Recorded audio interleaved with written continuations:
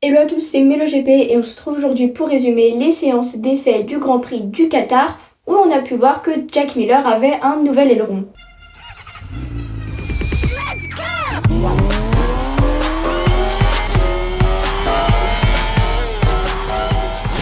Durant la première séance d'essai libre côté pneumatique, on a pu observer que notamment Fabio Quartararo et Jorge Martin ont utilisé deux jeux de pneus. Il y a eu les chutes d'Alex Marquez et d'Augusto Fernandez, mais heureusement, ils n'étaient pas blessés. On a pu voir un petit incident entre Pol Espargaro et Marco Bezzecchi. Pol Espargaro a frôlé Marco Bezzecchi, puis ce dernier est allé derrière Pol Espargaro et lui a tapé la roue arrière, mais bien sûr, ils n'ont pas été pénalisés.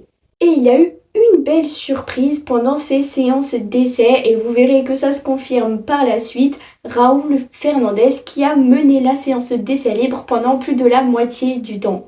Mais finalement, c'est Jorge Martin qui a effectué le meilleur chrono, suivi de Johan Zarco et Pecco Bagnaia. En 11e, on retrouve Fabio Quartararo et en 20e, Marc Marquez. Durant la séance d'essai qui compte pour les qualifications, on a pu observer que Fabio Quartararo a essayé un pneu tendre à l'avant et médium à l'arrière.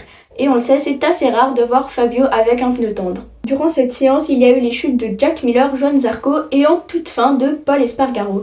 Et Fabio Quartararo n'a vraiment pas eu de chance puisqu'il a terminé hors du top 10, notamment justement à cause de tous ces drapeaux jaunes où il s'est vu retirer plein de tours. Je vous disais que Raúl Fernandez était la grande surprise de ce week-end. Lui qui était très à l'aise a terminé avec le meilleur chrono de cette séance d'essai et s'est donc directement qualifié en Q2.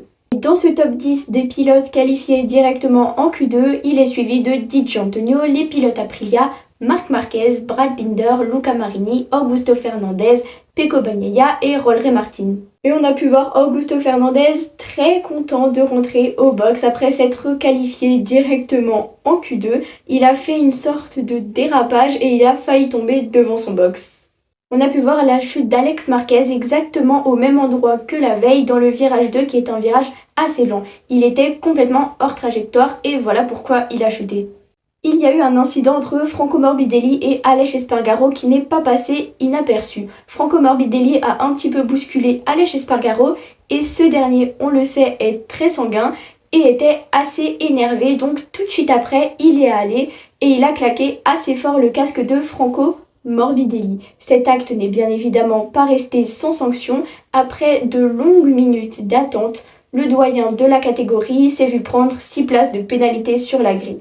Du côté de notre jeune rookie Augusto Fernandez, on a pu observer qu'il avait un nouveau garde-boue. Apparemment, ça ferait déjà 2 à 3 grands prix qu'il l'avait, mais on ne l'avait pas remarqué. Ça favoriserait le passage de l'air, mais aussi le refroidissement des pneus. En toute fin de séance, on a pu observer la chute de Raúl Fernandez.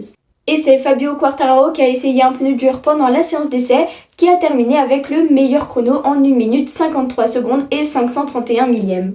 Il est suivi par Jorge Martin, Aleix Espargaro, en 5e Franco Morbidelli, en 10e Pecco Bagnaia, en 15e Johan Zarco et en 17e Marc Marquez. Voilà pour les essais du Grand Prix du Qatar et on se retrouve très vite pour les qualifications et la course sprint.